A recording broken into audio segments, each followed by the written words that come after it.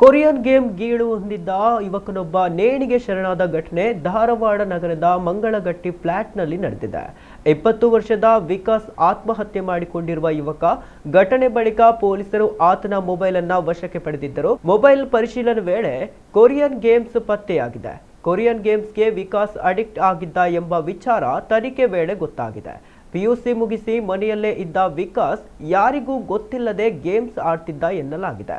ಆತ್ಮಹತ್ಯೆಗೂ ಮುನ್ನ ನನ್ನ ಸಾವಿಗೆ ನಾನೇ ಕಾರಣ ಎಂದು ಸೆಲ್ಫ್ ಮೆಸೇಜ್ ಮಾಡಿಕೊಂಡಿದ್ದಾನೆ ಎಂದು ತಿಳಿದು ಬಂದಿದೆ.